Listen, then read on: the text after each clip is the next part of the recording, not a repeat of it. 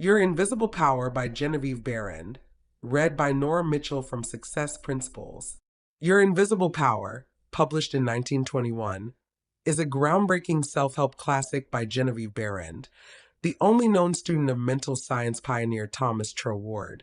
This compact but powerful book explores the fundamental principles of manifestation and creative visualization. Behrend presents a practical system for harnessing thought power to achieve desires, explaining how our mental images directly influence our external circumstances. Through personal examples and clear instructions, she demonstrates techniques for visualizing desired outcomes and maintaining unwavering faith in their manifestation.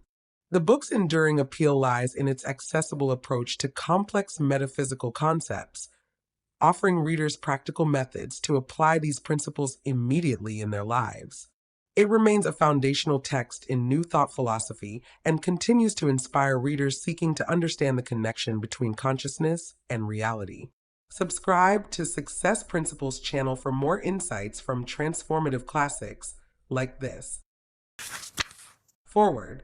These pages have been written for the purpose, and with the hope that their suggestions may furnish you a key to the attainment of your desires, and to explain that fear should be entirely banished from your consciousness in order for you to obtain possession of the things you want. This presupposes, of course, that your desire for possession is based upon your aspiration for greater happiness. For example, you feel that the possession of more money, lands, or friends will make you happier, and your desire for possession of these things arises from a conviction that their possession will bring you freedom and contentment. In your effort to possess, you will discover that the thing you most need is to consistently be your best self. For example, one morning after class, a man came to me and asked if I would speak the word of supply for him, as he was sadly in the need of money. He offered me a $5 bill with the remark, "Dear madam, that is half of every dollar I have in the world. I am in debt. My wife and child have not the proper clothing. In fact, I must have money." I explained to him that money is the symbol of differentiated substance. This substance fills all space. It is present for you right now, and it will manifest to you as the money you require. But, he questioned, it may come too late. I told him it could not come too late as it is eternally present. He understood and got the uplift of my spoken word. I did not see the man again, but 6 months later I had a letter from him stating he was in New Orleans. He said, "I am well established here in my regular profession of photography.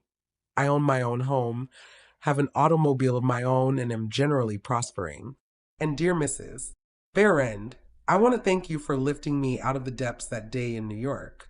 3 days after I talked to you, a man whom I have not seen for years met me on the street.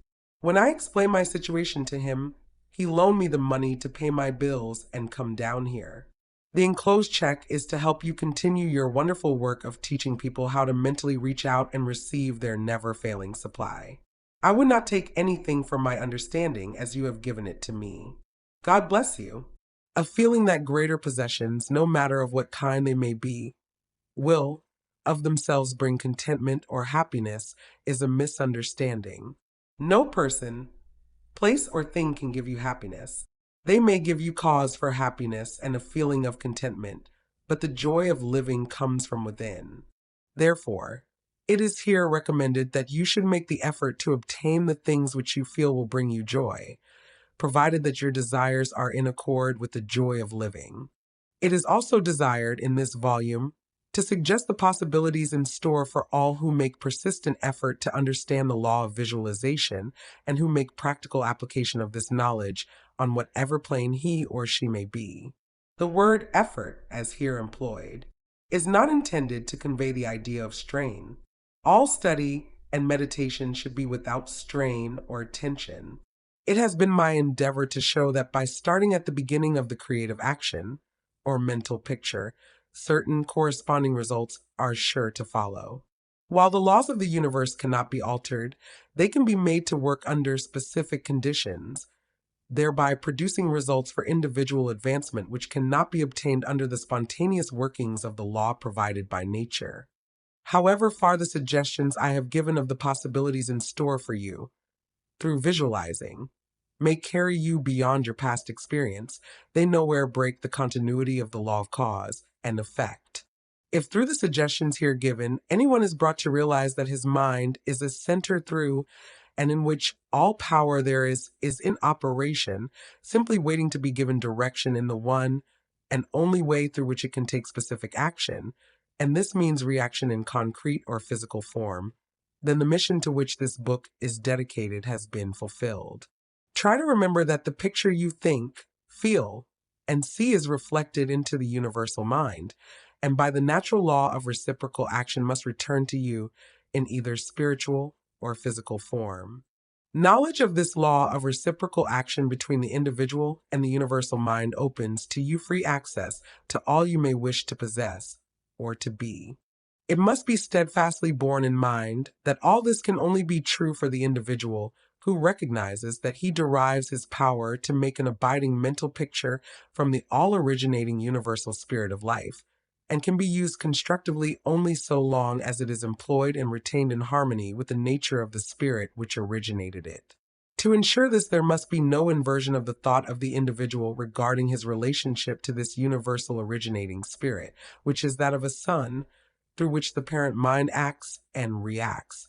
Thus conditioned, whatever you think and feel yourself to be, the creative spirit of life is bound to faithfully reproduce in a corresponding reaction. This is the great reason for picturing yourself and your affairs the way you wish them to be as existing facts, though invisible to the physical eye, and living in your picture.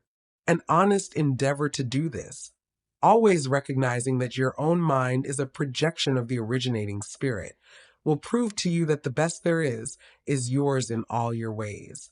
Genevieve Behrend, September 1921. Chapter 1. Order of Visualization. The exercise of the visualizing faculty keeps your mind in order and attracts to you the things you need to make life more enjoyable in an orderly way.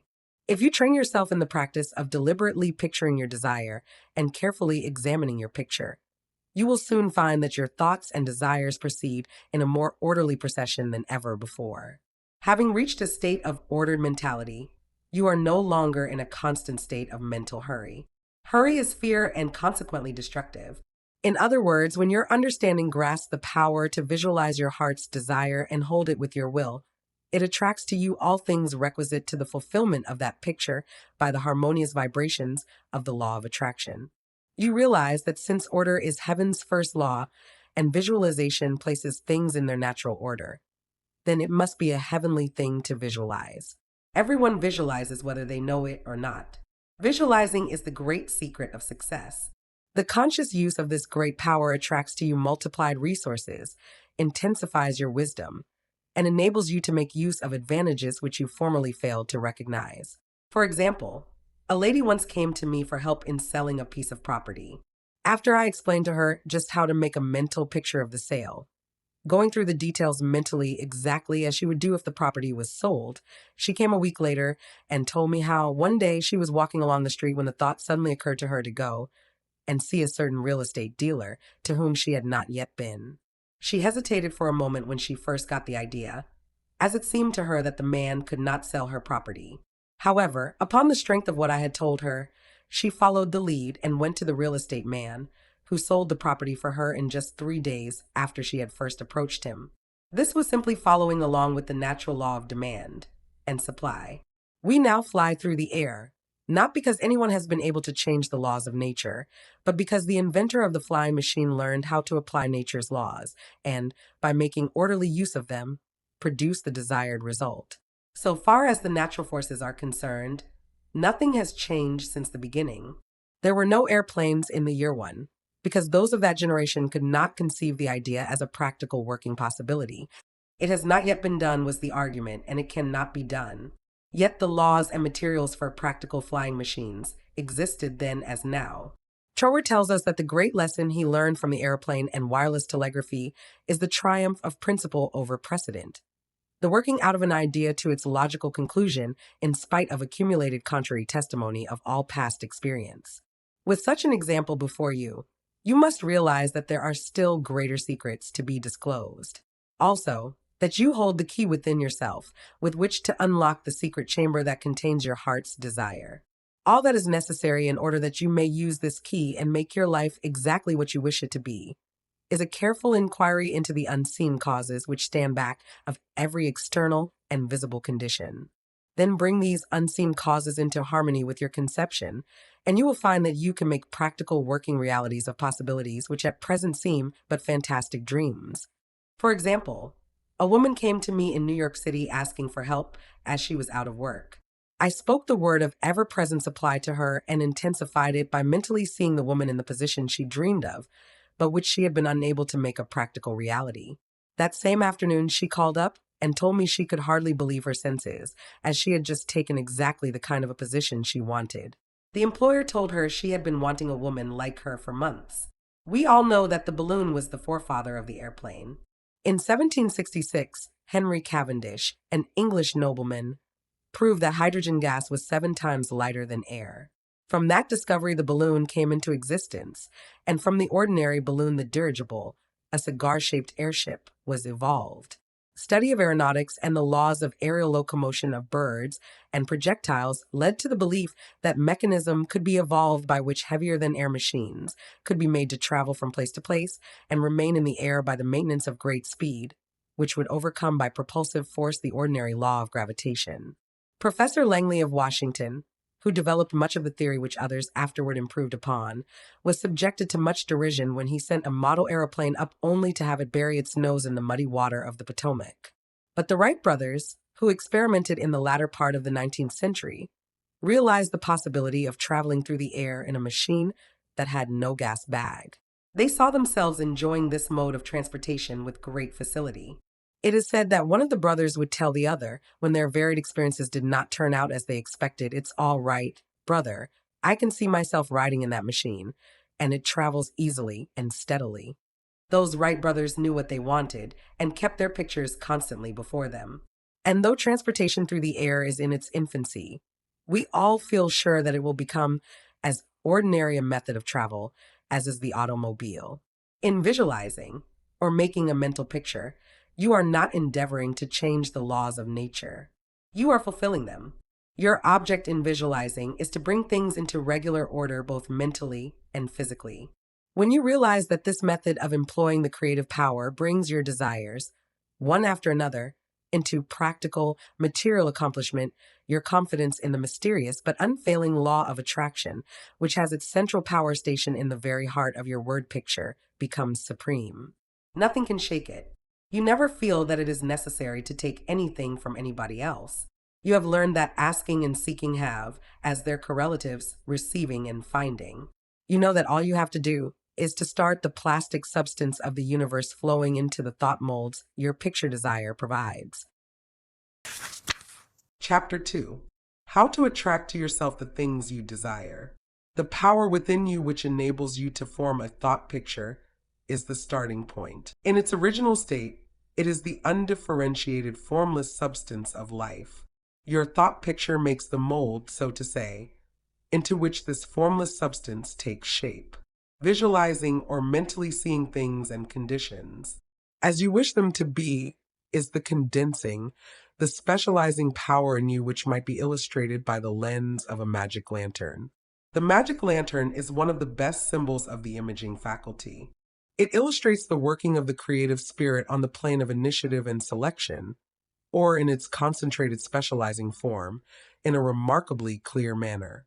The picture slide illustrates your own mental picture, invisible in the lantern of your mind, until you turn on the light of your will.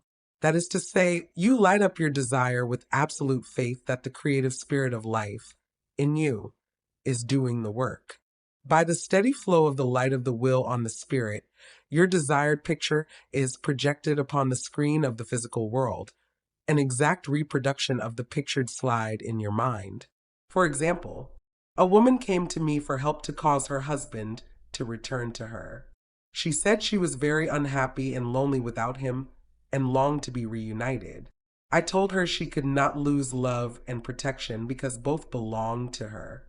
She asked what she should do to get her husband back again. I told her to follow the great power of intuition and think of her husband as perfectly free and the embodiment of all that a husband should be. She went away quite happy, but returned in a few days telling me that her husband desired a divorce in order to marry again. She was quite agitated and had evidently relaxed her will in following the instructions given at the former interview. Again, I told her to hold constantly in her mind that the loving protection of the spirit of life would guide her in perfect happiness. A month later, she came again telling me her husband had married the other woman. This time, she had completely lost her mental grip. I repeated the words to her as before, and she regained her poise. 2 months later, she came back to me, full of joy. Her husband had come to her begging her forgiveness, telling her what a terrible mistake he had made, as he could not be happy without her. They are now living happily together, and she, at least, learned the necessity of holding her pictured desire steadily in place by the use of her will. Visualizing without a will sufficiently steady to inhibit every thought and feeling contrary to your picture would be as useless as a magic lantern without the light. On the other hand, if your will is sufficiently developed to hold your picture in thought and feeling without any ifs, simply realizing that your thought is the great attracting power, then your mental picture is as certain to be projected upon the screen of your physical world as any picture slide put into the best magic lantern ever made.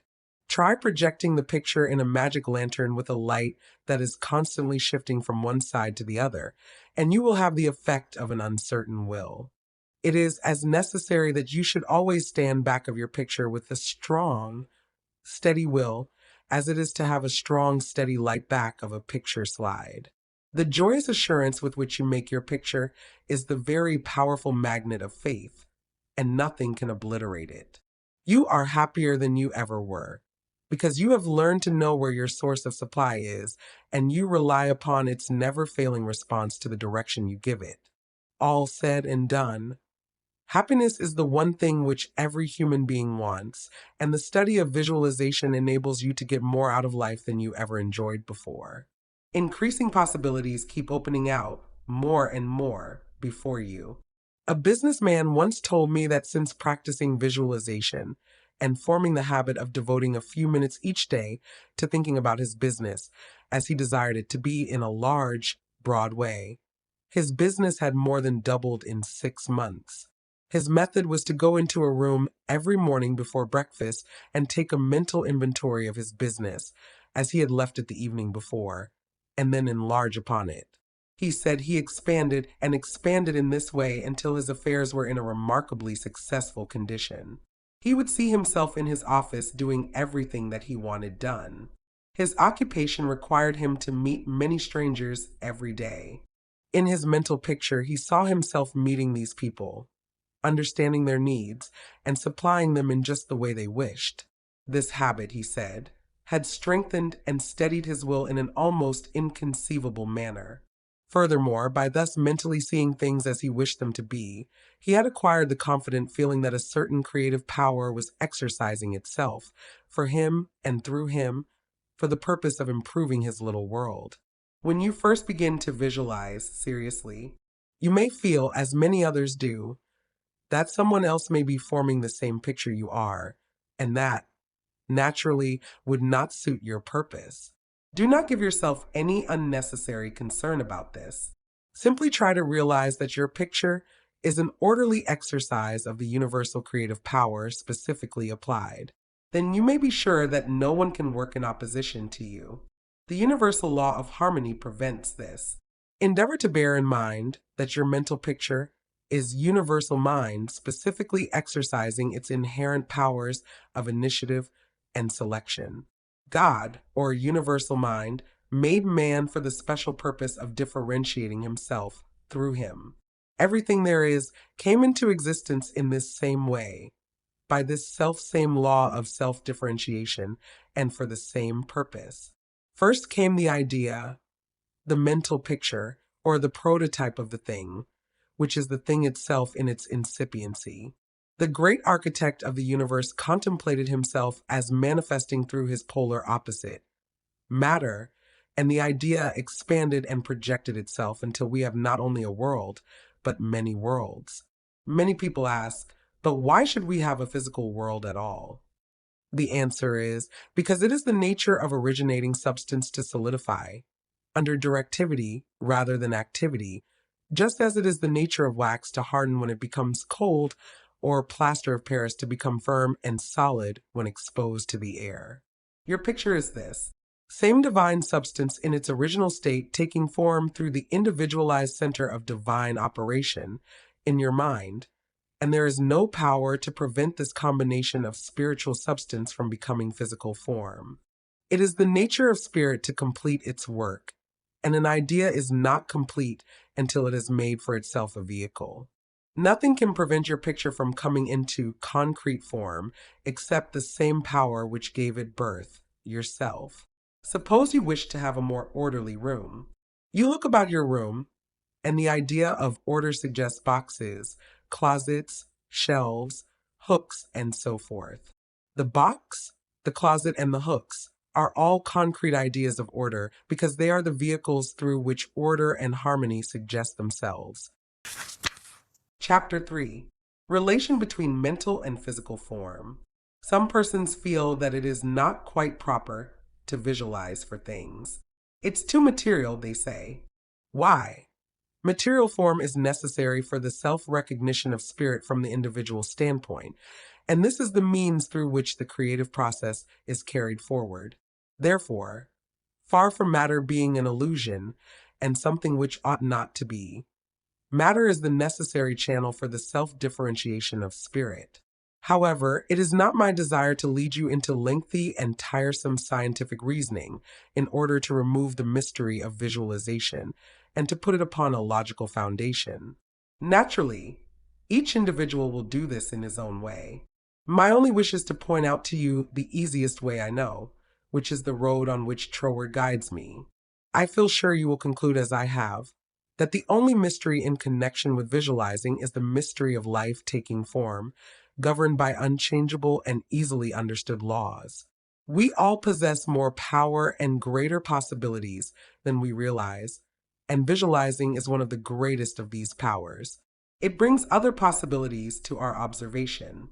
When we pause to think for a moment, we realize that for a cosmos to exist at all, it must be the outcome of a cosmic mind, which binds all individuals' minds to a certain generic unity of action, thereby producing all things as realities and nothing as illusions. If you will take this thought of Troward's and meditate upon it without prejudice, you will surely realize that concrete material form is an absolute necessity of the creative process. Also, that matter is not an illusion, but a necessary channel through which life differentiates itself. If you consider matter in its right order as the polar opposite to spirit, you will not find any antagonism between them. On the contrary, together they constitute one harmonious whole. And when you realize this, you feel, in your practice of visualizing, that you are working from cause to effect, from beginning to end.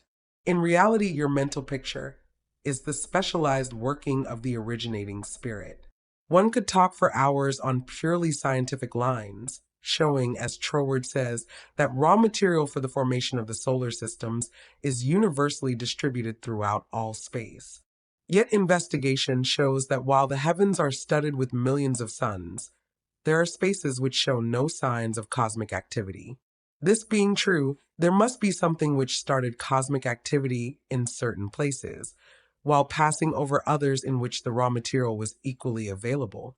At first thought, one might attribute the development of cosmic energy to the etheric particles themselves. Upon investigation, however, we find that this is mathematically impossible in a medium which is equally distributed throughout space, for all its particles are in equilibrium. Therefore, no one particle possesses in itself a greater power of originating motion than the other. Thus we find that the initial movement, though working in and through the particles, of primary substance is not the particles themselves. It is the something we mean when we speak of spirit. This same power that brought universal substance into existence will bring your individual thought or mental picture into physical form. There is no difference in the power. The only difference is a difference of degree. The power and the substance themselves are the same. Only in working out your mental picture it has transferred its creative energy from the universal to the particular, and is working in the same unfailing manner from its specific center, your mind. Chapter 4. Operation of your mental picture. The operation of a large telephone system may be used as a simile. The main, or head, central subdivides itself into many branch centrals, every branch being in direct connection with the main central, and each individual branch, recognizing the source of its existence, reports all things to its central head.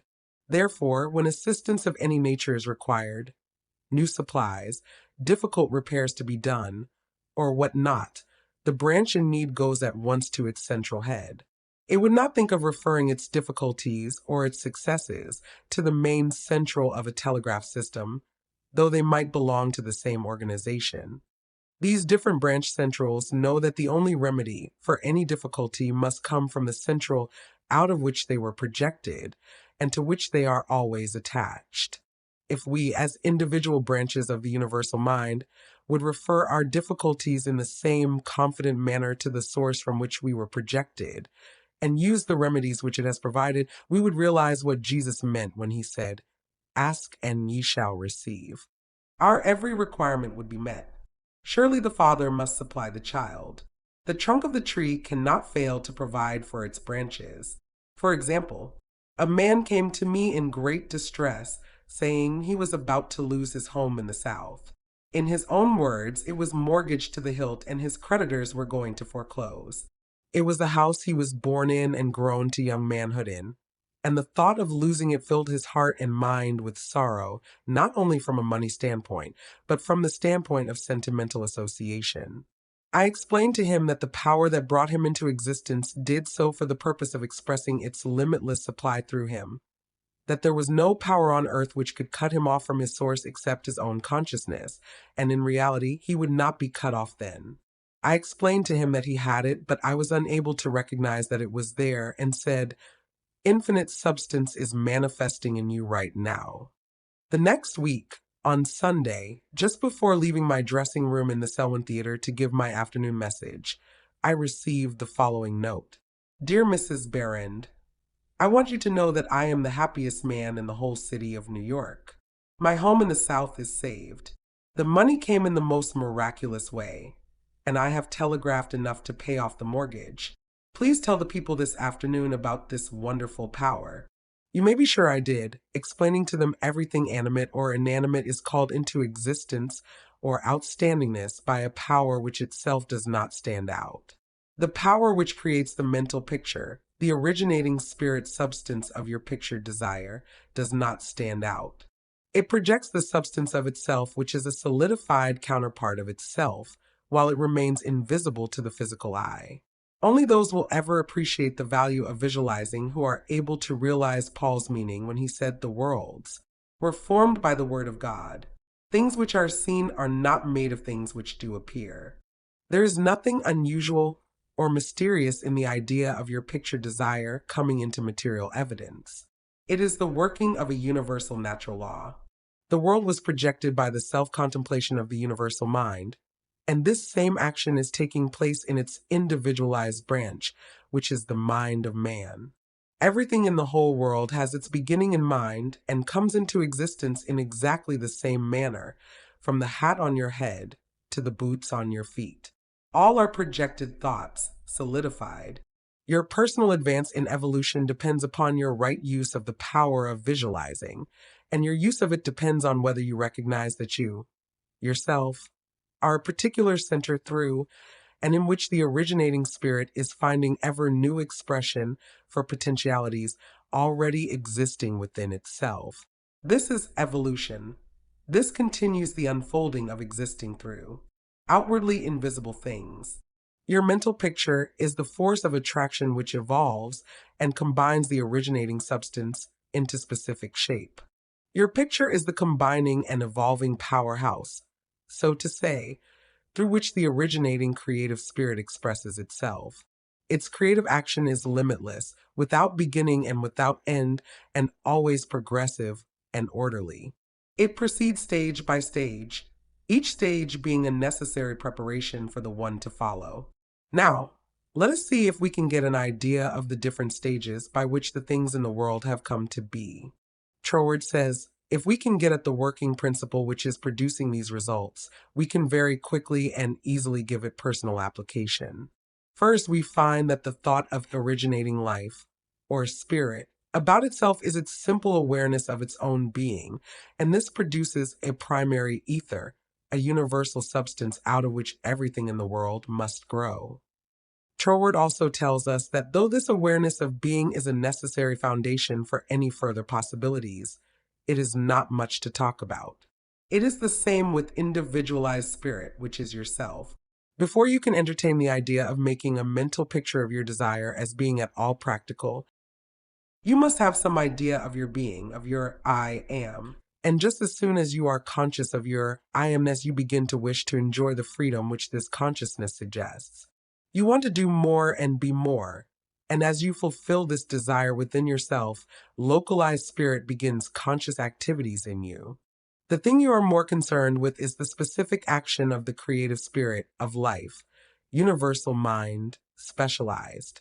The localized God germ in you is your personality, your individuality, and since the joy of absolute freedom is the inherent nature of this God germ, it is natural that it should endeavor to enjoy itself through its specific center. And as you grow in the comprehension that your being, your individuality, is God particularizing himself, you naturally develop divine tendencies. You want to enjoy life and liberty. You want freedom in your affairs, as well as in your consciousness, and it is natural that you should. With this progressive wish, there is always a faint thought picture. As your wish and your recognition grow into an intense desire, this desire becomes a clear mental picture.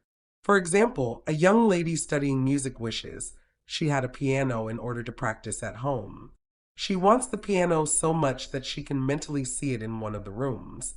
She holds the picture of the piano and indulges in the mental reflection of the pleasure and advantage it will be to have the piano in the corner of the living room. One day she finds it there just as she had pictured it. As you grow in understanding as to who you are, where you came from, what the purpose of your being is, and how you are to fulfill the purpose for which you are intended, you will become a more and more perfect center through which the creative spirit of life can enjoy itself. And you will realize that there can be but one creative process filling all space, which is the same in its potentiality, whether universal or individual. Furthermore, all that there is, whether on the plane of the visible or invisible, had its origin in the localized action of thought, or a mental picture, and this includes yourself, because you are universal spirit localized, and the same creative action is taking place through you. Now you are no doubt asking yourself why there is so much sickness and misery in the world. If the same power and intelligence which brought the world into existence is in operation in the mind of man, why does it not manifest itself as strength, joy, health, and plenty? If one can have one's desires fulfilled by simply making a mental picture of that desire, holding on to it with the will, and without anxiety, doing on the outward plane whatever seems necessary to bring the desire into fulfillment, then there seems no reason for the existence of sickness and poverty. Surely no one desires either. The first reason is that few persons will take the trouble to inquire into the working principle of the laws of life. If they did, they would soon convince themselves that there is no necessity for the sickness and poverty which we see about us.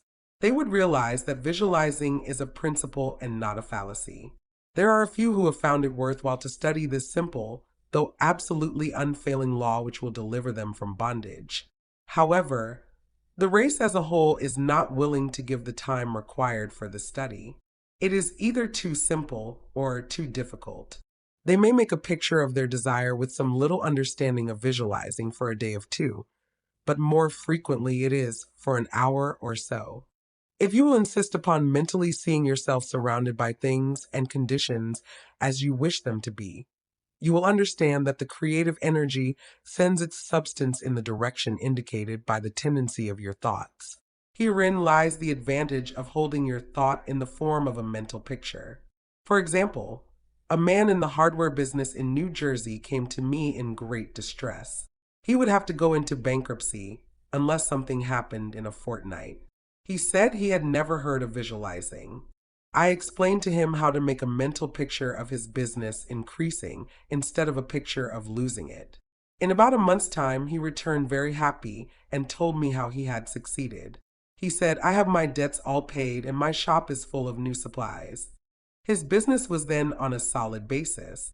It was beautiful to see his faith. The more enthusiasm and faith you are able to put into your picture, the more quickly it will come into visible form, and your enthusiasm is increased by keeping your desire secret. The moment you speak it to any living soul, that moment your power is weakened. Your power, your magnet of attraction is not so strong and consequently cannot reach so far.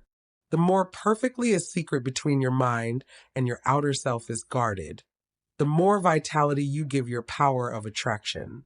One tells one's troubles to weaken them, to get them off one's mind, and when a thought is given out, its power is dissipated. Talk it over with yourself, and even write it down, then destroy the paper. However, this does not mean that you should strenuously endeavor to compel the power to work out your picture on the special lines that you think it should. That method would soon exhaust you and hinder the fulfillment of your purpose. A wealthy relative need not necessarily die, or someone lose a fortune on the street to materialize the $10,000 which you are mentally picturing. One of the doormen in the building in which I lived heard much of the mental picturing of desires from visitors passing out of my rooms. The average desire was for $500. He considered that $5 was more in his line and began to visualize it, without the slightest idea of where or how he was to get it. My parrot flew out of the window, and I telephoned to the men in the courtyard to get it for me. One caught it and it bit him on the finger. The doorman, who had gloves on and did not fear a similar hurt, took hold of it and brought it up to me. I gave him 5 $1 bills for his service. This sudden reward surprised him. He enthusiastically told me that he had been visualizing for just $5, merely from hearing that others visualized. He was delighted at the unexpected realization of his mental picture. All you have to do is to make such a mental picture of your heart's desire. Hold it cheerfully in place with your will, always conscious that the same infinite power which brought the universe into existence brought you into form for the purpose of enjoying itself in and through you. And since it is all life, love, light, power, peace, beauty, and joy, and is the only creative power there is, the form it takes in and through you depends upon the direction given it by your thought indicator. In you it is undifferentiated, waiting to take any direction given it as it passes through the instrument which it has made for the purpose of self-distribution. It is this power which enables you to transfer your thoughts from one form to another. The power to change your mind is the individualized universal power taking the initiative, giving direction to the unformed substance contained in every thought. It is the simplest thing in the world to give this highly sensitive substance any form you will through visualizing. Anyone can do it with a small expenditure of effort. Once you really believe that your mind is a center through which the unformed substance of all there is in your world takes involuntary form, the only reason why your picture does not always materialize is because you have introduced something antagonistic to the fundamental principle. Very often this destructive element is caused by the frequency with which you change your pictures. After many such changes, you decide that your original desire is what you want after all. Upon this conclusion, you begin to wonder why, being your first picture, it hasn't materialized. Substance with which you are mentally dealing is more sensitive than the most sensitive photographer's film. If in taking a picture, you suddenly remembered you had already taken a picture on that same plate, you would not expect a perfect result of either picture. On the other hand, you may have taken 2 pictures on the same plate unconsciously. When the plate has been developed and the picture comes into physical view, do not condemn the principle of photography. You nor are you puzzled to understand why your picture has turned out so unsatisfactorily. You do not feel that it is impossible for you to obtain a good, clear picture of the subject in question. You know that you can do so by simply starting at the beginning, putting in a new plate, and determining to be more careful while taking your picture next time. These lines followed out, you are sure of a satisfactory result. If you will proceed in the same manner with your mental picture, doing your part in a correspondingly confident frame of mind, the result will be just as perfect. The laws of visualizing are as infallible as the laws governing photography. In fact, photography is the outcome of visualizing. Again, your results in visualizing the fulfillment of your desires may be imperfect and your desires delayed through the misuse of this power, owing to the thought that the fulfillment of your desire is contingent upon certain persons or conditions. The originating principle is not in any way dependent upon any person, place, or thing. It has no past and knows no future. The law is that the originating creative principle of life is it the universal here and everlasting now, creates its own vehicles through which to operate. Therefore, past experience has no bearing upon your present picture. So do not try to obtain your desire through a channel which may not be natural for it, even though it may seem reasonable to you. Your feeling should be that the thing or the consciousness which you so much desire is normal and natural, a part of yourself, a form of your evolution. If you can do this, there is no power to prevent your enjoying the fulfillment of the picture you have in mind or any other you may create. Chapter 5. Expressions from Beginners. Hundreds of persons have realized that visualizing is an Aladdin's lamp to him with a mighty will. General Foch says that his feelings were so outraged during the Franco-Prussian War in 1870 that he visualized himself leading a French army against the Germans to victory. He said he made his picture, smoked his pipe, and waited. This is one result of visualizing with which we are all familiar. A famous actress wrote a long article in one of the leading Sunday papers last winter, describing how she rid herself of excessive avoirdupois by seeing her figure constantly as she wished to be. A very interesting letter came to me from a doctor's wife while I was lecturing in New York. She began with the hope that I would never discontinue my lectures on visualization, making humanity realize the wonderful fact that they possess the means of liberation within themselves. Relating her own experience, she said that she was born on the east side of New York in the poorest quarter. From earliest girlhood, she had cherished a dream of marrying a physician someday. This dream gradually formed a stationary mental picture. The first position she obtained was in the capacity of a nursemaid in a physician's family.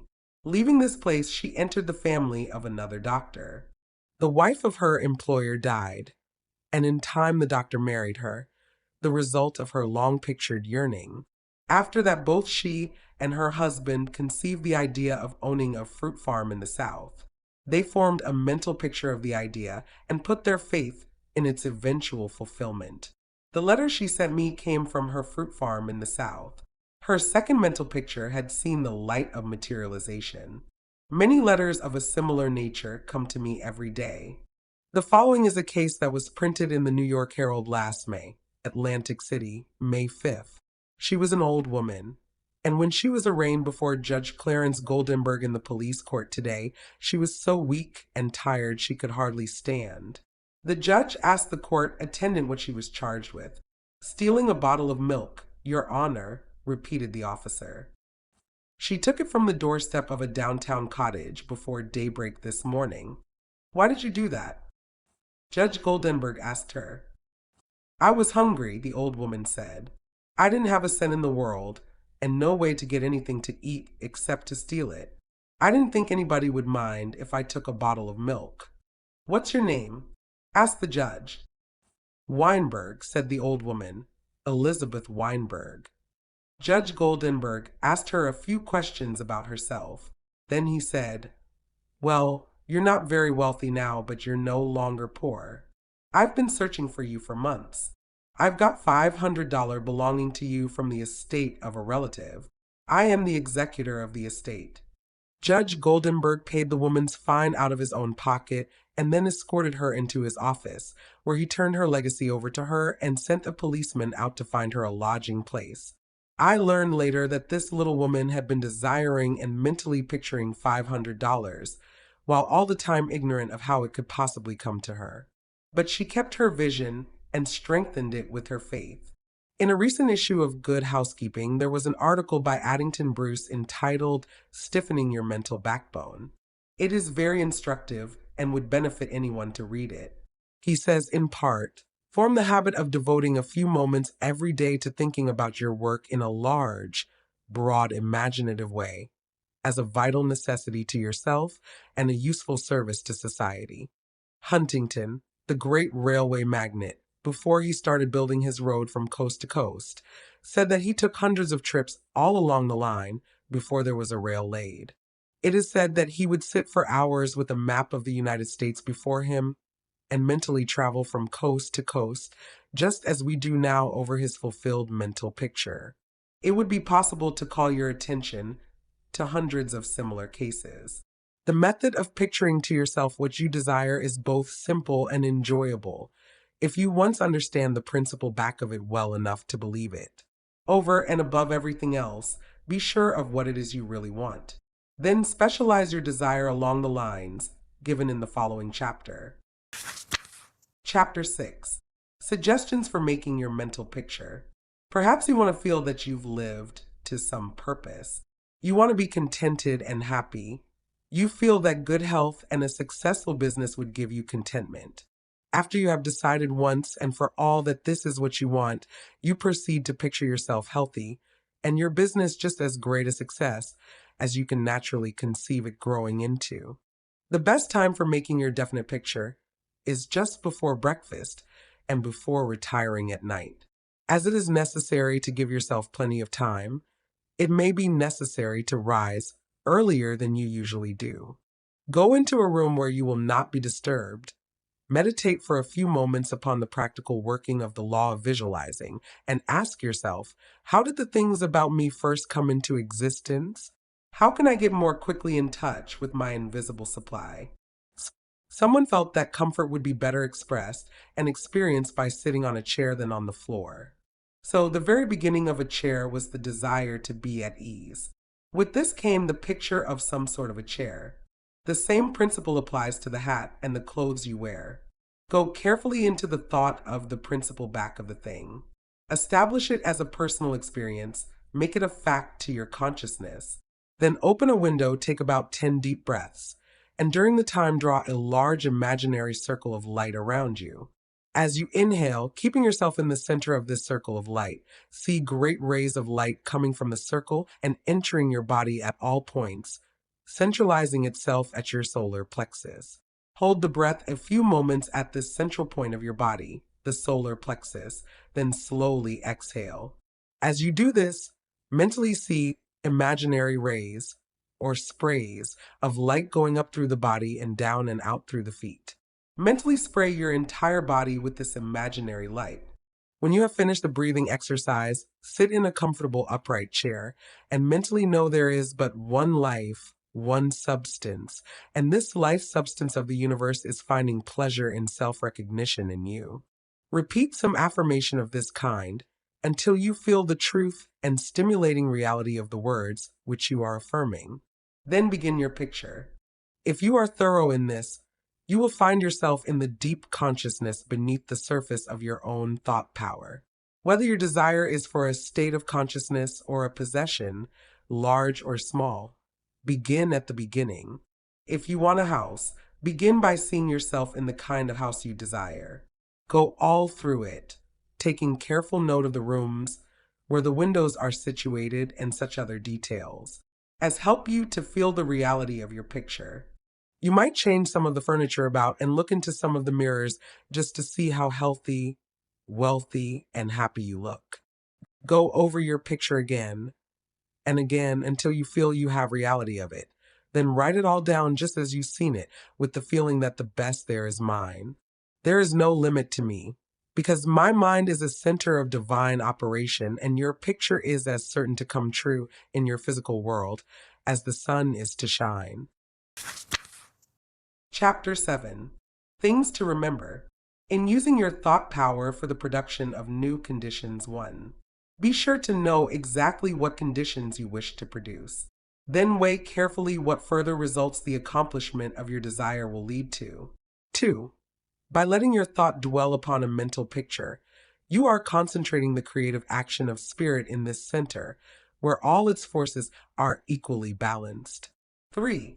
Visualizing brings your objective mind into a state of equilibrium, which enables you to consciously direct the flow of spirit to a definitely recognized purpose and to carefully guard your thoughts from including a flow in the opposite direction. 4. You must always bear in mind that you are dealing with a wonderful potential energy, which is not yet differentiated into any particular form, and that by the action of your mind you can differentiate it into any specific form that you will. Your picture assists you to keep your mind fixed on the fact that the inflow of this creative energy is taking place. Also, by your mental picture, you are determining the direction you wish the sensitive creative power to take. And by doing this, the externalization of your picture is a certainty. 5. Remember, when you are visualizing properly, that there is no strenuous effort to hold your thought forms in place. Strenuous effort defeats your purpose and suggests the consciousness of an adverse force to be fought against, and this creates conditions adverse to your picture. 6. By holding your picture in a cheerful frame of mind, you shut out all thoughts that would disperse or dissipate the spiritual nucleus of your picture. Because the law is creative in its action, your picture desire is certain of accomplishment. 7. The seventh and great thing to remember in visualizing is that you are making a mental picture for the purpose of determining the quality you are giving to the previously undifferentiated substance and energy rather than to arrange the specific circumstances for its manifestation. That is the work of creative power itself. It will build its own forms of expression quite naturally if you will allow it, and save you a great deal of needless anxiety. What you really want is expansion in a certain direction, whether of health, wealth, or what not. And so long as you get it, as you surely will if you confidently hold to your picture, what does it matter whether it reaches you by some channel which you thought you could count upon, or through some other of whose existence you had no idea? You are concentrating energy of a particular kind for a particular purpose. Bear this in mind and let specific details take care of themselves, and never mention what you are doing to anyone. Remember always that nature, from her clearly visible surface to her most arcane depths, is one vast storehouse of light and good entirely devoted to your individual use. Your conscious oneness with the great whole is the secret of success, and when once you have fathomed this, you can enjoy your possession of the whole, or a part of it at will, because by your recognition you have made it and can increasingly make it yours. Never forget that every physical thing, whether for you or against you, was a sustained thought before it was a thing. Thought as thought is neither good nor bad. It is creative action and always takes physical form. Therefore, the thoughts you dwell upon become the things you possess or do not possess. For example, a man came to me telling me how he longed to marry a certain young woman, but felt he could not afford to as his salary was small and work uncertain. I spoke the word of ever-present certain, unlimited supply, and explained that love knows no failure. It is yours to enjoy. See yourself in the kind of a home you both want. Do your part, keep on loving the girl, and believe absolutely in that which lives and loves in you. A few months later, they both came to my study looking radiantly happy. I knew they were married. The wife said to me, "Dear Mrs. Behrend, we are very happy because we now know how to use our thought power and hold our consciousness as one with all we want. So be yourself and enjoy life in your own divine way. Do not fear to be your true self, for everything you want wants you." Chapter 8. Why I took up the study of mental science. I have frequently been questioned about my reasons for taking up the study of mental science, and as to the results of my search, not only in the knowledge of principles, but also in the application of that knowledge for the development of my own life. Such inquiries are justifiable, because one who essays the role of a messenger of psychological truths can only be convincing as he or she has tested them in the laboratory of mental experience. This is particularly true in my case. As the only personal pupil of T. Troward, the greatest master in mental science of the present day, whose teaching is based upon the relation borne by the individual mind toward the universal creative mind, which is the giver of life, and the manner in which that relation may be invoked to secure expansion and fuller expression in the individual life. My initial impulse toward the study of mental science was an overwhelming sense of loneliness. In every life, there must come some such experiences of spiritual isolation as pervaded my life at that period. Notwithstanding the fact that each day found me in the midst of friends, surrounded by mirth and gaiety, there was a persistent feeling that I was alone in the world. I had been a widow for about 3 years, wandering from country to country, seeking for peace of mind. The circumstances and surroundings of my life were such that my friends looked upon me as an unusually fortunate young woman. Although they recognized that I had sustained a great loss when my husband died, they knew that he had left me well provided for, free to go anywhere my pleasure dictated. Yet, if my friends could have penetrated my inmost emotions, they would have found a deep sense of emptiness and isolation. This feeling inspired a spirit of unrest which drove me on and on in fruitless search upon the outside for that which I later learned could only be found within. I studied Christian Science, but it gave me no solace, though fully realizing the great work the scientists were doing, and even having the pleasure and privilege of meeting Mrs. Eddy personally. But it was impossible for me to accept the fundamental teachings of Christian Science and make practical application of it. When about to abandon the search for contentment and resign myself to resume a life of apparent amusement, a friend invited me to visit the great seer and teacher, Abdul Baha. After my interview with this most wonderful of men, my search for contentment began to take a change. He had told me that I would travel the world over seeking the truth, and when I had found it, would speak it out. The fulfillment of the statement of this great seer then seemed to be impossible, but it carried a measure of encouragement, and at least indicated that my former seeking had been in the wrong direction. I began in a feeble, groping way to find contentment within myself. For had he not intimated that I should find the truth? That was the big thing, and about the only thing I remember of our interview.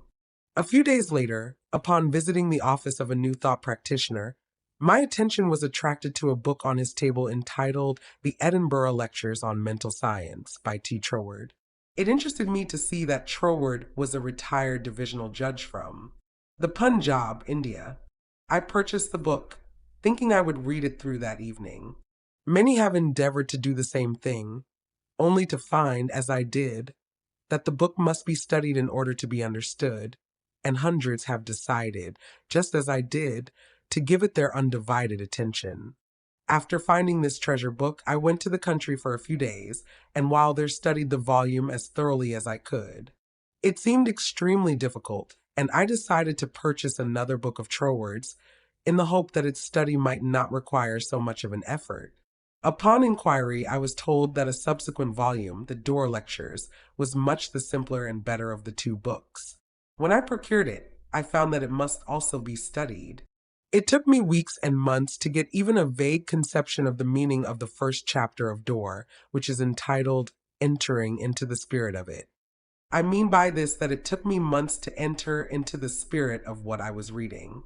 But in the meantime, a paragraph from page 26 arrested my attention, as seeming the greatest thing I had ever read.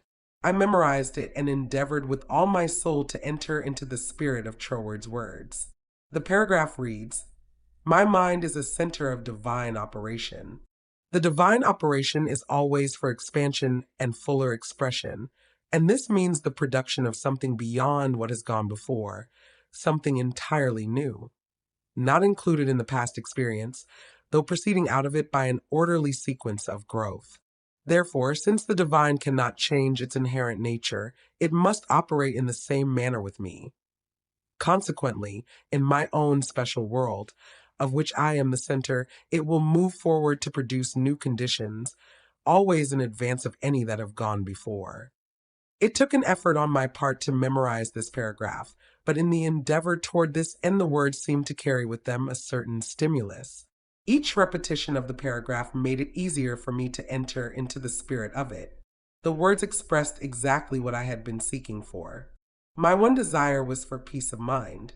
I found it comforting to believe that the divine operation in me could expand to fuller expression and produce more and more contentment. In fact, a peace of mind and a degree of contentment greater than I had ever known. The paragraph further inspired me with deep interest to feel that the life spark in me could bring into my life something entirely new. I did not wish to obliterate my past experience, but that was exactly what Troward said it would not do. The divine operation would not exclude my past experience, but proceeding out of it would bring some new thing that would transcend anything that I had ever experienced before. Meditation on these statements brought with it a certain joyous feeling. What a wonderful thing it would be if I could accept and sincerely believe, beyond all doubt, that this one statement of Troward's was true. Surely the divine could not change its inherent nature, and since divine life is operating in me, I must be divinely inhabited, and the divine in me must operate just as it operates upon the universal plane.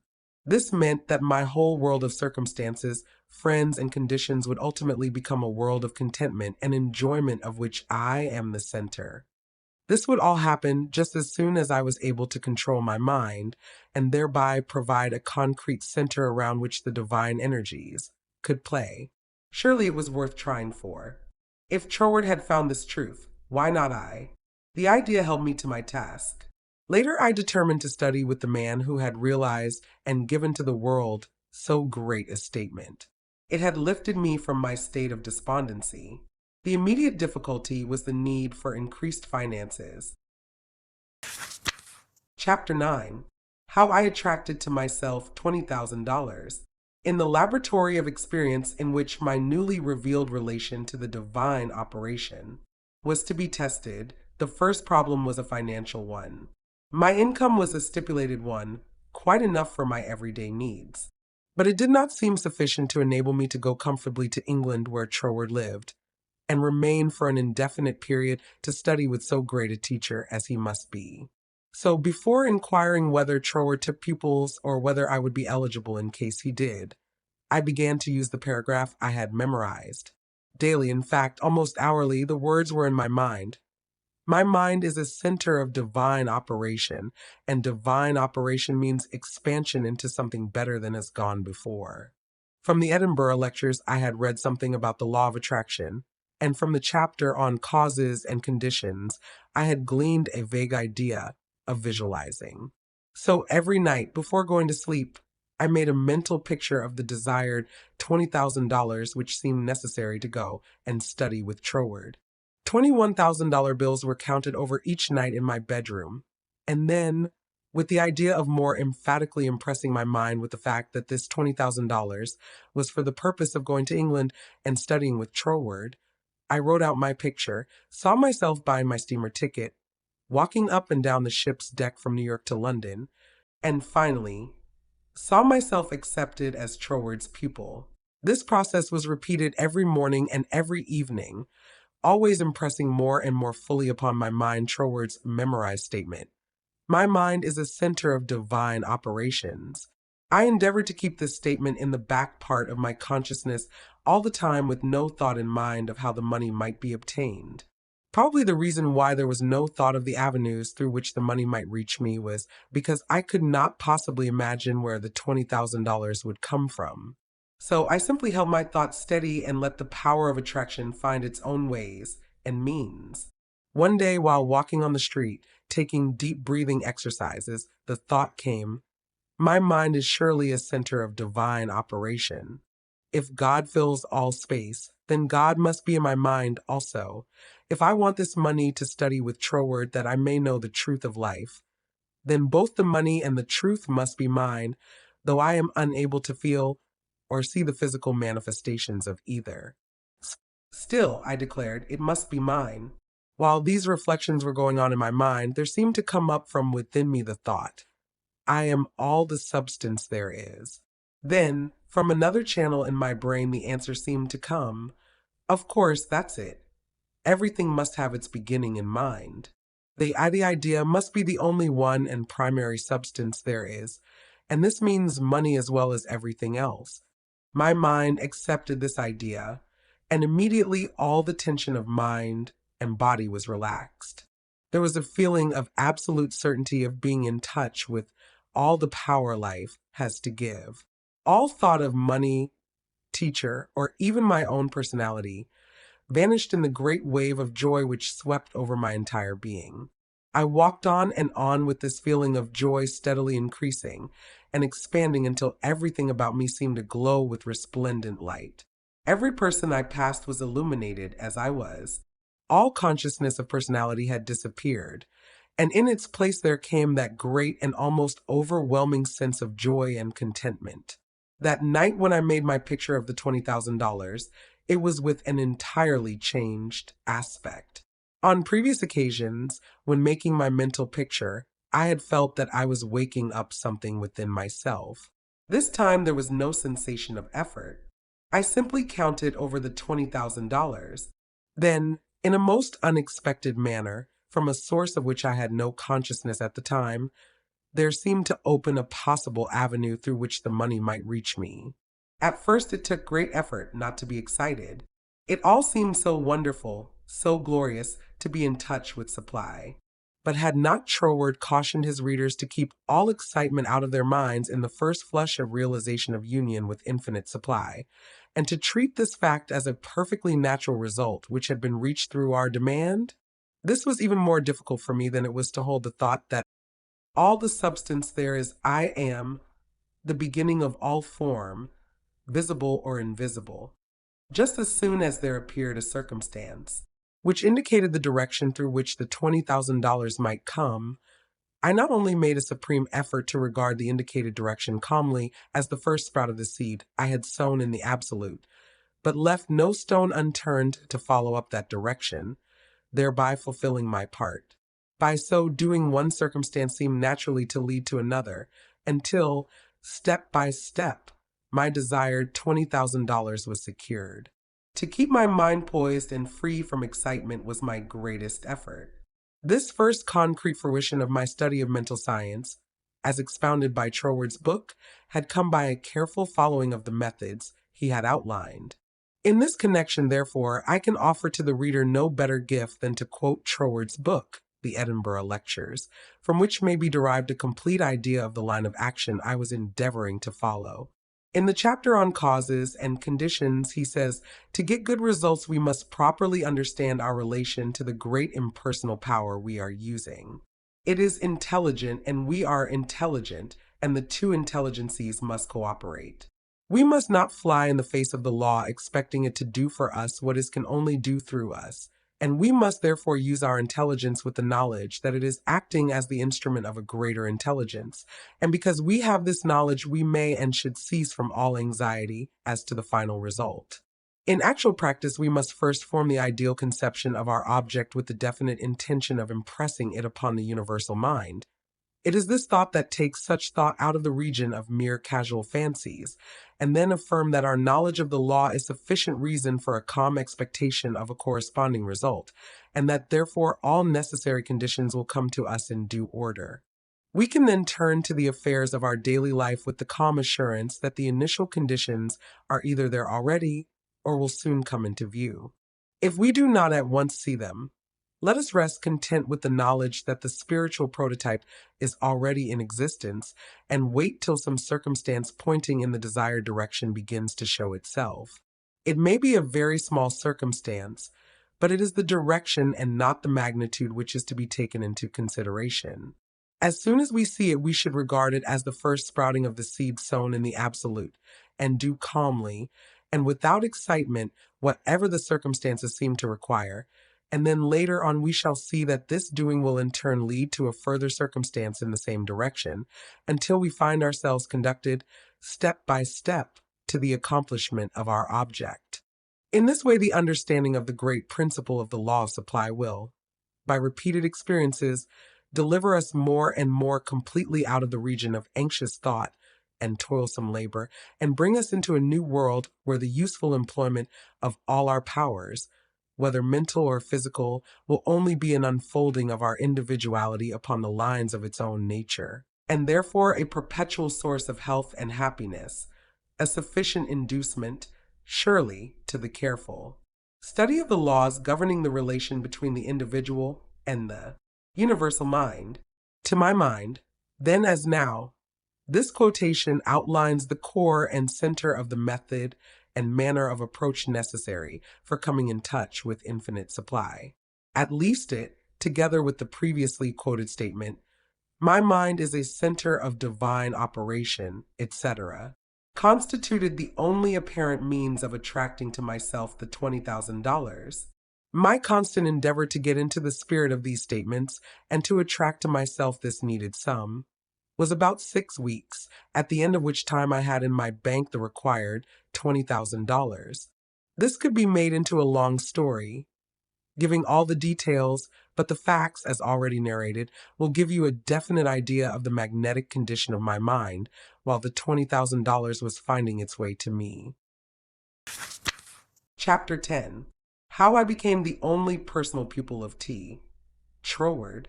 The greatest mental scientist of the present day. As soon as the idea of studying with Troward came to me, I asked a friend to write him for me, feeling that perhaps my friend could couch my desire in better or more persuasive terms than I could employ.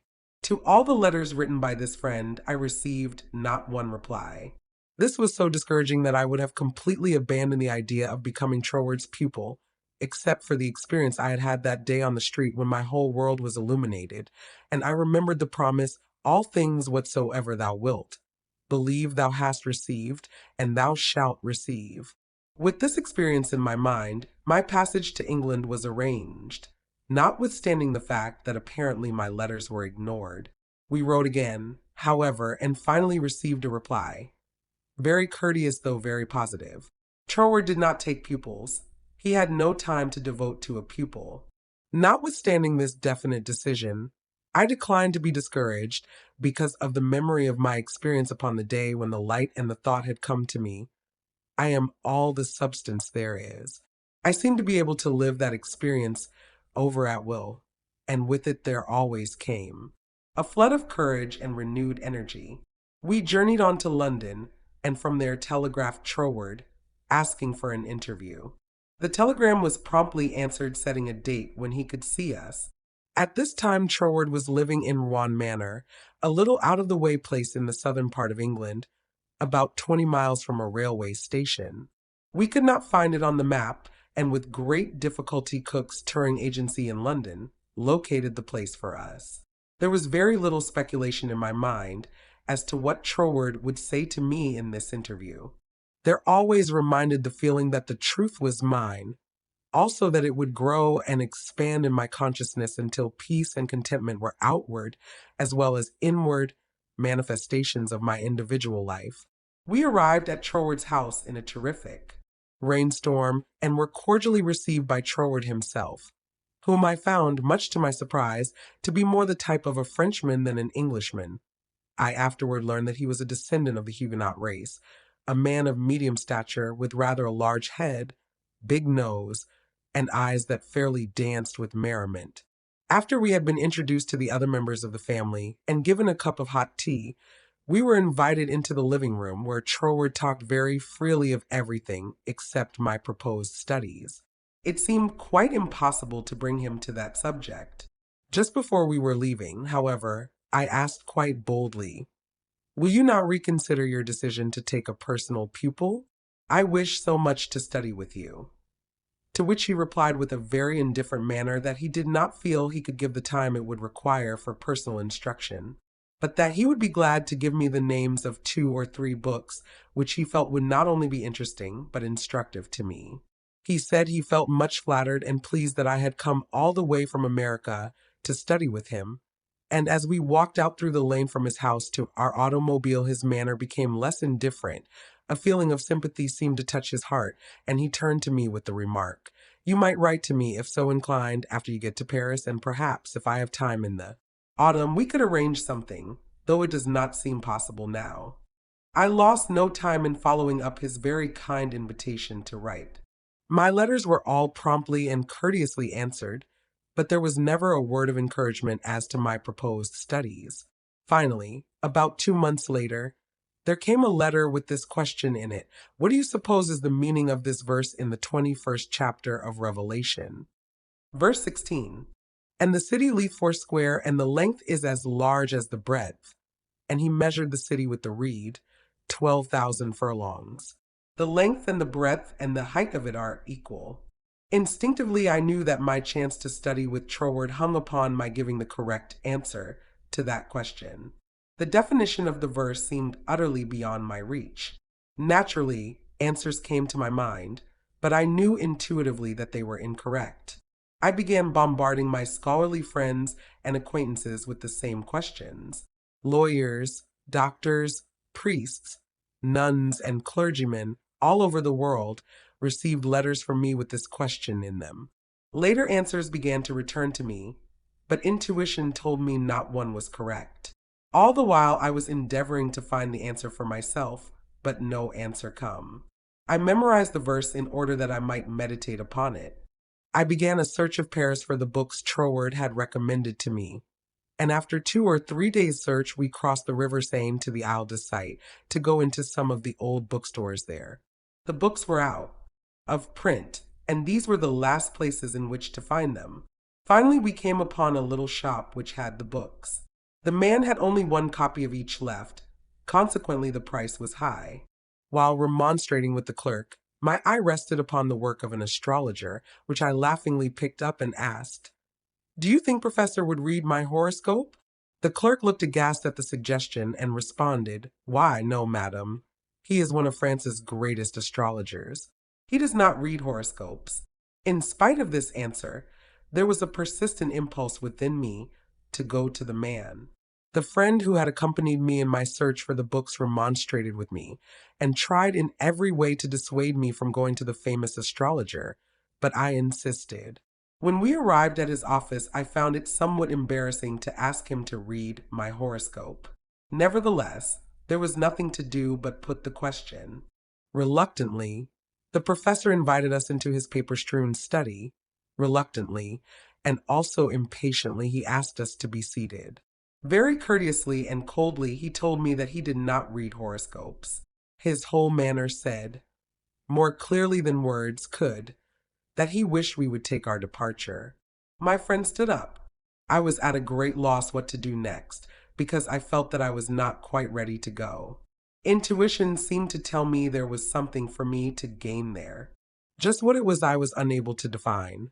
So I paused a moment, much to my friend's displeasure and embarrassment, when one of the professor's enormous Persian cats jumped into my lap. "Get down, Jack," the professor shouted. "What does it mean?" He seemed to ask himself. Then, with a greater interest than he had hitherto shown in me, the professor said with a smile, "I have never known that cat to go to a stranger before, madam. My cat pleads for you. I, also, now feel an interest in your horoscope, and if you will give me the data, it will give me pleasure to write it out for you." There was a great feeling of happiness in me when he made this statement, which he concluded by saying, "I do not feel that you really care for your horoscope." The truth of this statement shocked me because I did not care about a horoscope and could not give any reason why I was letting him do it. "However," he said, "may I call for your data next Sunday afternoon?" On Sunday afternoon at the appointed time, the professor arrived, and I was handing him the slip of paper with all the data of my birth, etc., when the idea came to ask the professor the answer to the question Troward had given me from the 16th verse of the 21st chapter of Revelation. The thought was instantly carried into effect, and I found myself asking this man what he thought this verse meant. Without pausing to think it over, he immediately replied, "It means the city signifies the truth, and the truth is non-invertible. Every side from which you approach, it is exactly the same." Intuitively and undoubtingly, I recognized this answer as the true one, and my joy knew no bounds, because I felt sure that with this correct answer in my possession, Troward would accept me as his pupil in the fall.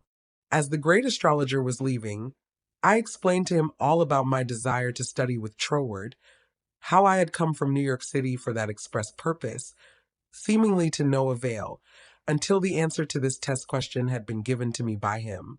He was greatly interested and asked many questions about Troward, and when asked if he would please send me his bill, he smilingly replied, "Let me know if the great Troward accepts you as his pupil," and bade me good afternoon.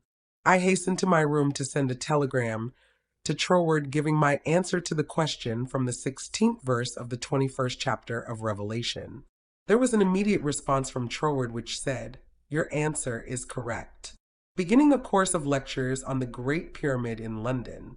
If you wish to attend them, we'll be pleased to have you. And afterward, if you still wish to study with me, I think it can be arranged. On receipt of this reply, preparations were at once made to leave Paris for London. I attended all the lectures, receiving much instruction from them, after which arrangements were made for my studying with Troward. 2 days before leaving for Cornwall, I received the following letter from Troward, clearly indicating the line of study he gave me. 31 Stanwick Road, W. Kensington, England, November 8th, 1912.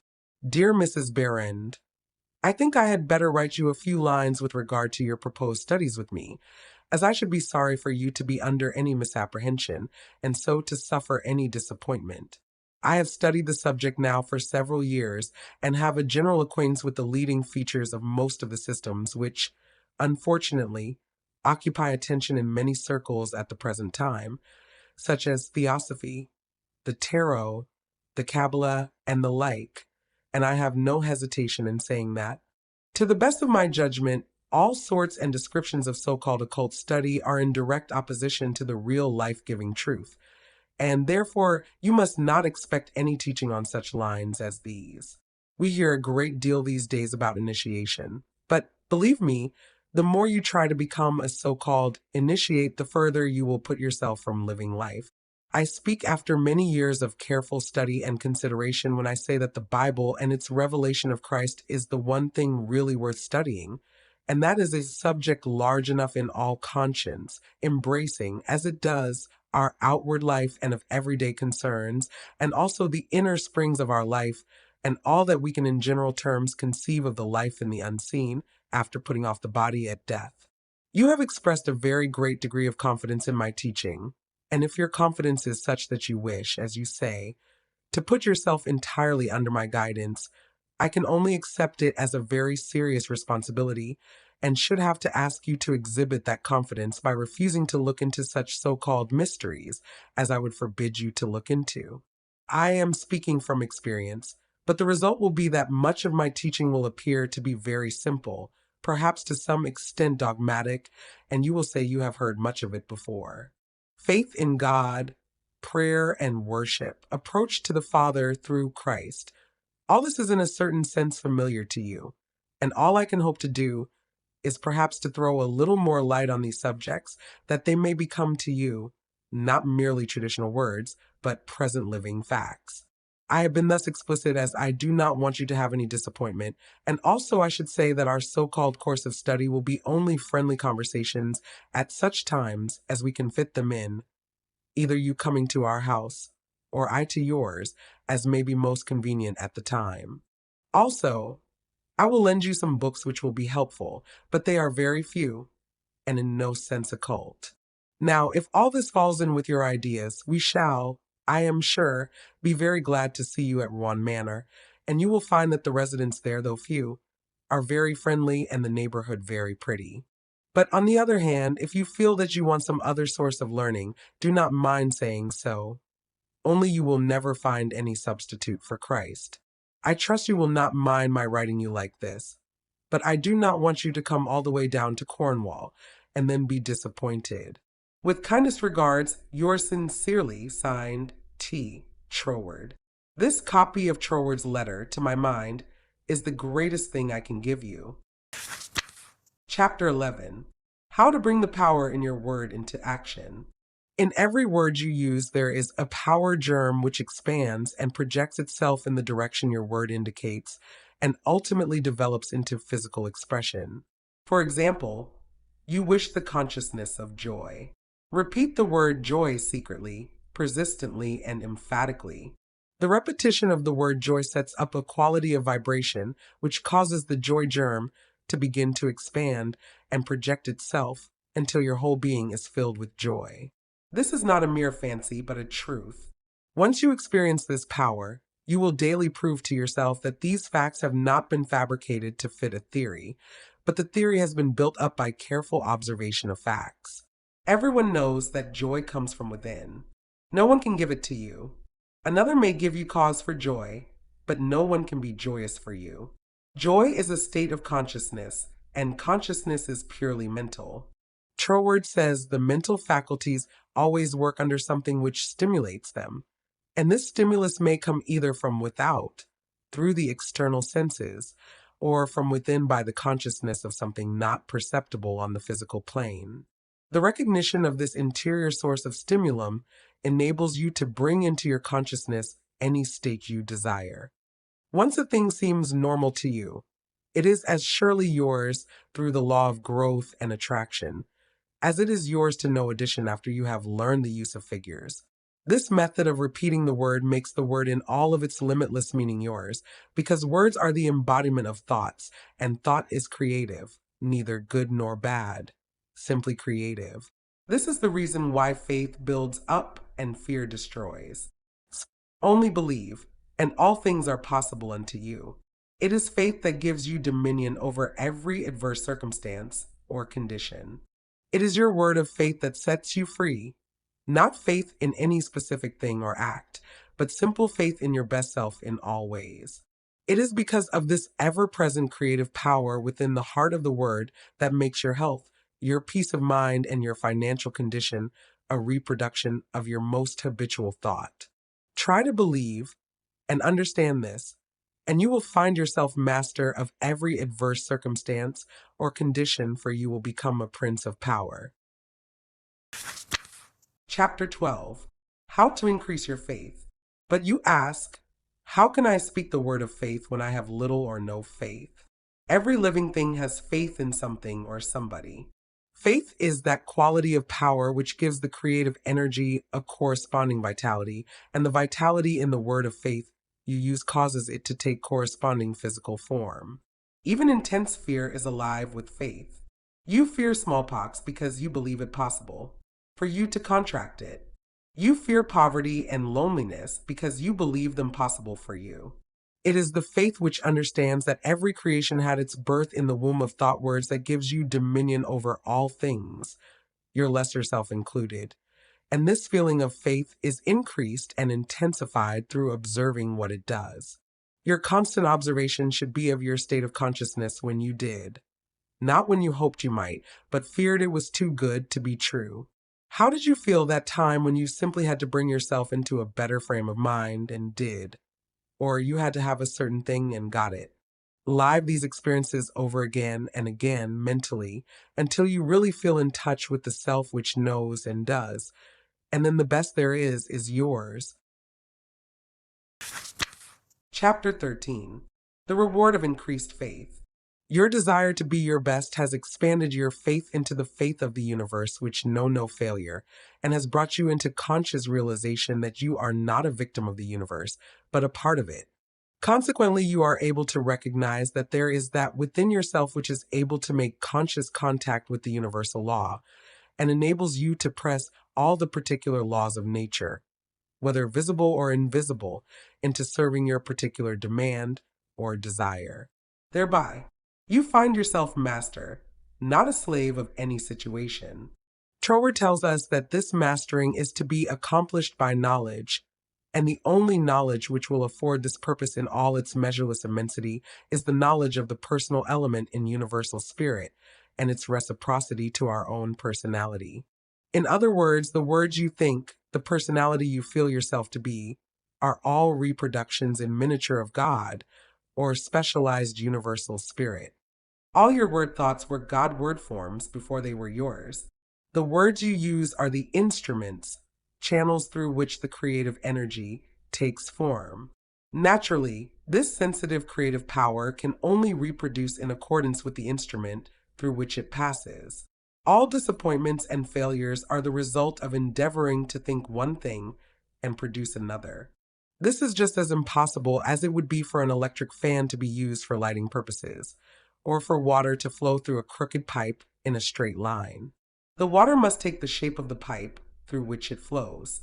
Even more truly, this sensitive, invisible substance must reproduce outwardly the shape of the thought word through which it passes. This is the law of its nature. Therefore, it logically follows, as a man thinks, so is he. Hence, when your thought or word form is in correspondence with the eternal constructive and forward movement of the universal law, then your mind is the mirror in which the infinite power and intelligence of the universe sees itself reproduced, and your individual life becomes one of harmony. Chapter 14. How to make nature respond to you. It should be steadily borne in mind that there is an intelligence and power in all nature and all space which is always creative and infinitely sensitive and responsive. The responsiveness of its nature is twofold. It is creative and amenable to suggestion. Once the human understanding grasps this all-important fact, it realizes the simplicity with which the law of life supplies your every demand.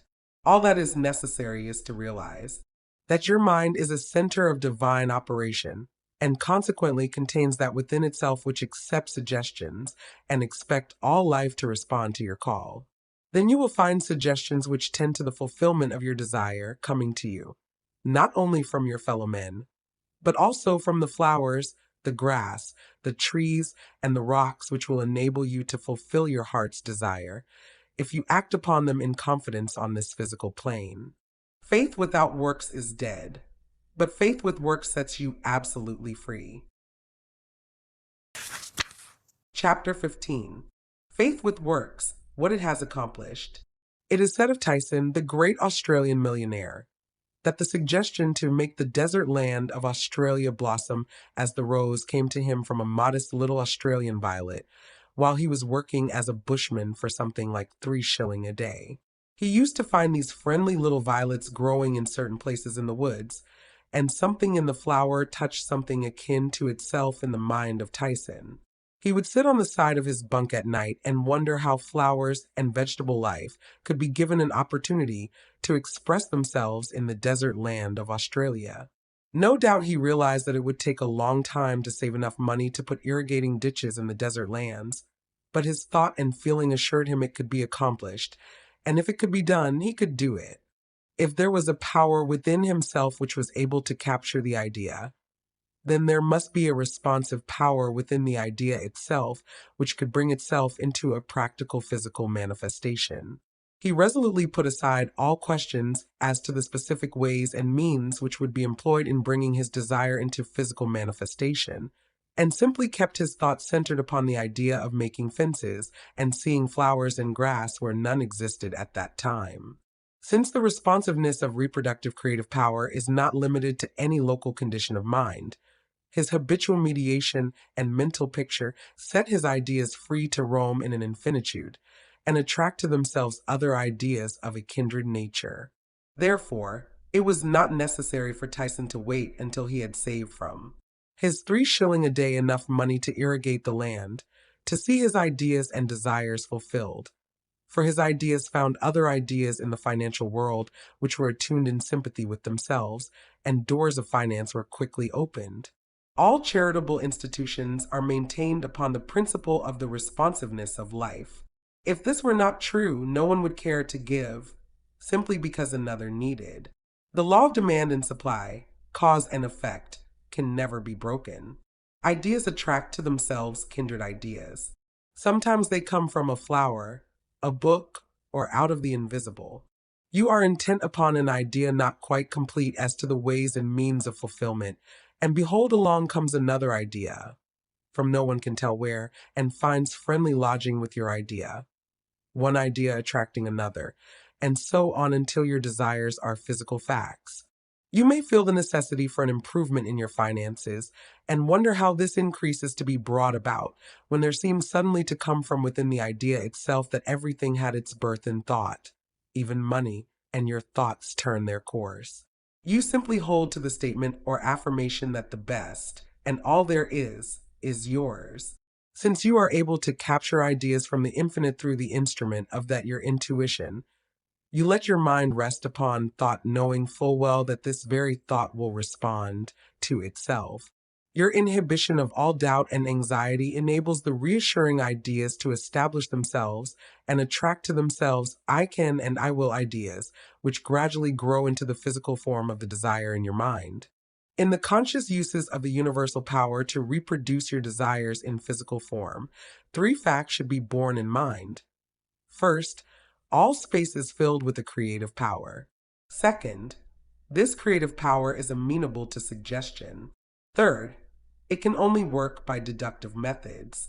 As Troward tells us, this last is an exceedingly important point, for it implies that the action of the ever-present creative power is in no way limited by precedent. It works according to the essence of the spirit of the principle. In other words, this universal power takes its creative direction from the words you give it. Once man realizes this great truth, the character with which this sensitive reproductive power is invested becomes the most important of all his considerations. It is the unvarying law of creative life principle that as a man thinketh in his heart, so is he. If you realize the truth that the creative power can be to you only what you feel and think it to be, it is willing and able to meet your demands. Troward says, if you think your thought is powerful, your thought is powerful. As a man thinketh in his heart, so is the law of life, and the creative power can no more change this law than an ordinary mirror can reflect back to you a different image than the object you hold before it. As you think, so are you does not mean as you tell people you think, or as you would wish the world to believe you think. It means your innermost thoughts, that place where no one but you knows. None can know the Father save the Son, and no one can know the Son but the Father. Only the reproductive creative spirit of life knows what you think until your thoughts become physical facts and manifest themselves in your body, your brain, or your affairs. Then everyone with whom you come into contact may know, because the Father, the intelligent creative energy which heareth in secret your most secret thoughts, rewards you openly, reproduces your thoughts in physical form.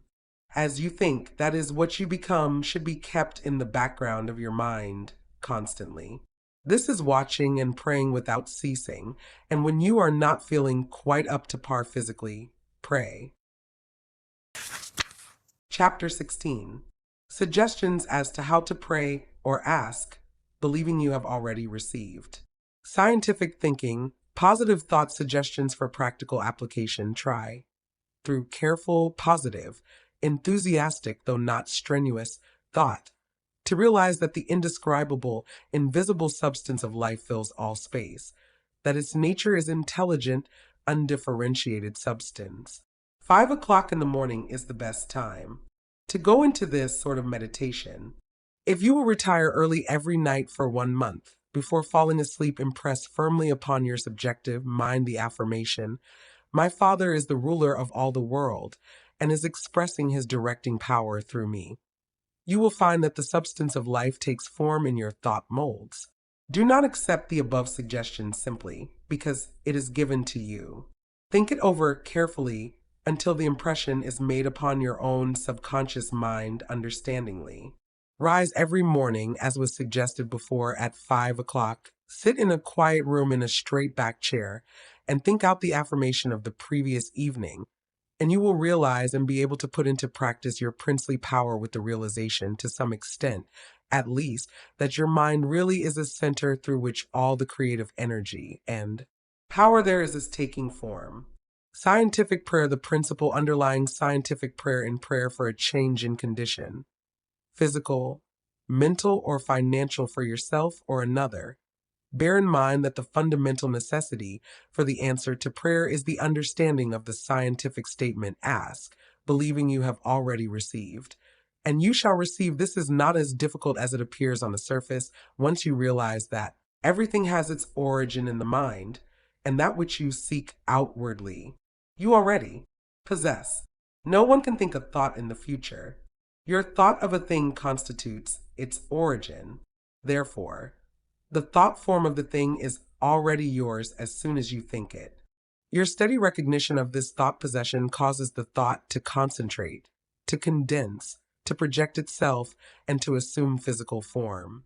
To get rich through creation, the recognition or conception of new forces of wealth is the loftiest aspiration you can take into your heart, for it assumes and implies the furtherance of all noble aims.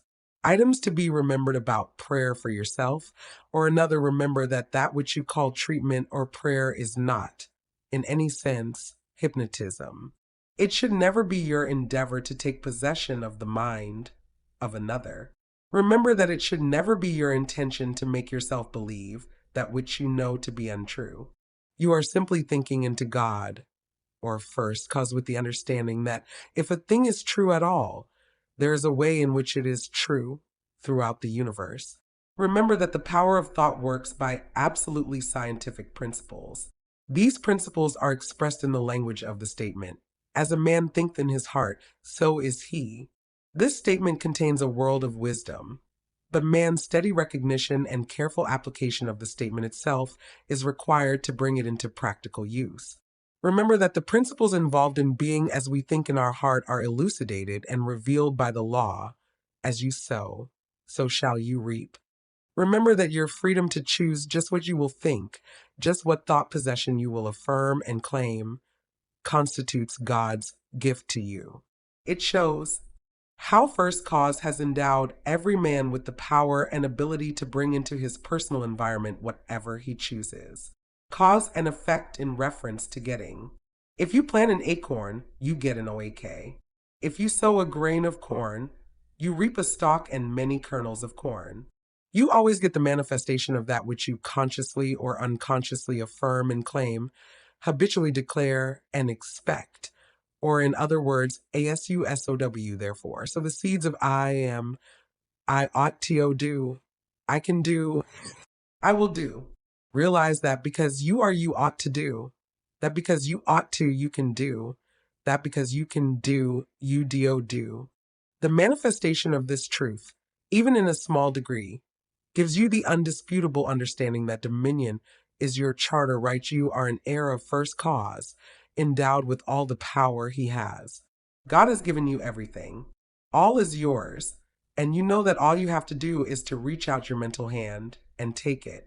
This formula may serve as a pattern to shape your own prayer or affirmation into God for the benefit of another or yourself. If for another you speak the Christian name of the person you wish to help, then dismiss their personality entirely from your consciousness. Intensify your thought by meditating upon the fact that there is that in you which finds the way, which is the truth and is the life. You are affirming this fact, believing that since you are thinking this, it is already yours.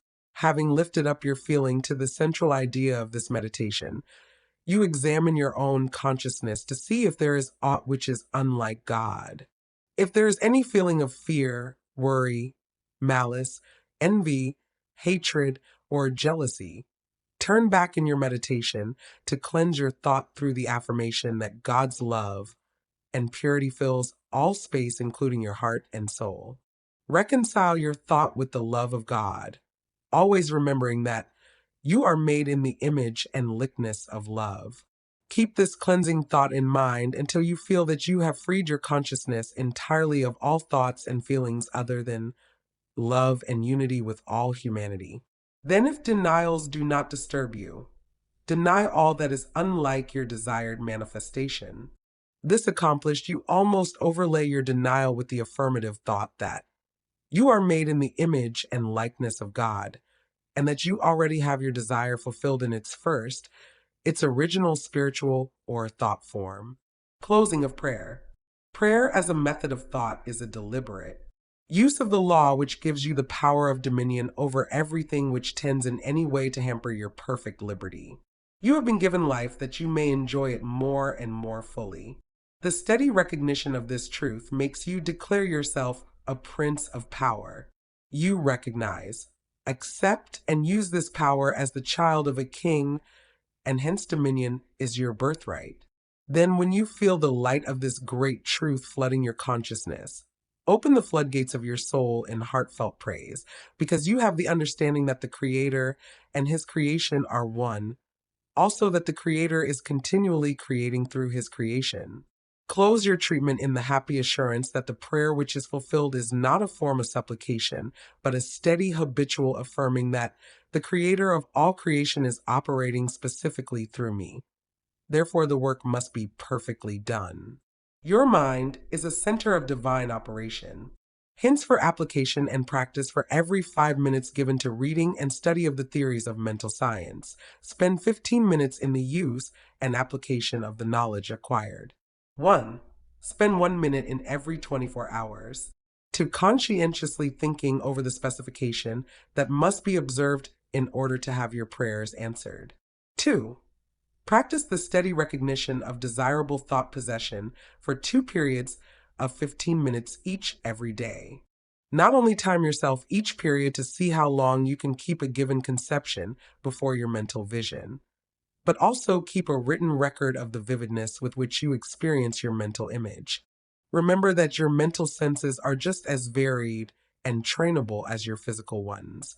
3. Spend 5 minutes every day between 12 noon and 1 o'clock with a mental research for new sources of wealth. Chapter 17. Things to remember. That the greatest mental scientist the world has ever known, Jesus Christ, the man, said all things are possible unto you. Also the things I do you can do. Did he tell the truth? Jesus did not claim to be more divine than you are. He declared the whole human race children of God. By birth, he was no exception to this rule. The power he possessed was developed through his personal effort. He said you could do the same if you would only believe in yourself. A great idea is valueless unless accompanied by physical action. God gives the idea. Man works it out upon the physical plane. All that is really worthwhile is contentment. Self-command alone can produce it. The soul and body are one. Contentment of mind is contentment of soul, and contentment of soul means contentment of body. If you wish health, watch your thoughts, not only of your physical being, but your thoughts about everything and everybody. With your will, keep them in line with your desire, and outwardly act in accordance with your thoughts, and you will soon realize that all power both over thoughts and conditions has been given to you. You believe in God. Believe in yourself as the physical instrument through which God operates. Absolute dominion is yours when you have sufficient self-mastery to conquer the negative tendency of thoughts and actions. Ask yourself daily, what is the purpose of the power which put me here? How can I work with the purpose for life and liberty in me? After having decided these questions, endeavor hourly to fulfill them. You are a law unto yourself. If you have a tendency to overdo anything, eat, drink, or blame circumstances for your misfortunes, conquer that tendency with the inward conviction that all power is yours. Eat less, drink less, blame circumstances less, and the best there is will gradually grow in the place where the worst seem to be. Always remember that all is yours to use as you will. You can if you will, you do. God the Father blesses you with all he has to give. Make good godly use of it. The reason for greater success when you first began your studies and demonstrations in mental science was your joy and enthusiasm at the simple discovery of power within which was greater than you were able to put into your understanding later. With increased understanding comes increasing joy and enthusiasm, and the results will correspond. In your invisible power, Genevieve Behrend reveals the profound truth that we all possess an invisible power, our thoughts and visualization abilities that can manifest our deepest desires. Through personal testimony and practical instruction, Behrend demonstrates how aligning our conscious and subconscious minds through visualization creates a bridge to the universal mind, where all possibilities exist. The key principles of mental picturing, focused attention, and unwavering belief form the foundation of this transformative approach to life.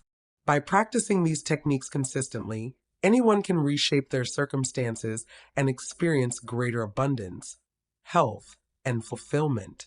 The power has always been within us, waiting to be recognized and utilized. Thank you for listening to this exploration of Behrend's timeless wisdom. If you found value in these principles, please subscribe to the Success Principles channel for more life-changing insights that can help you unlock your own invisible power.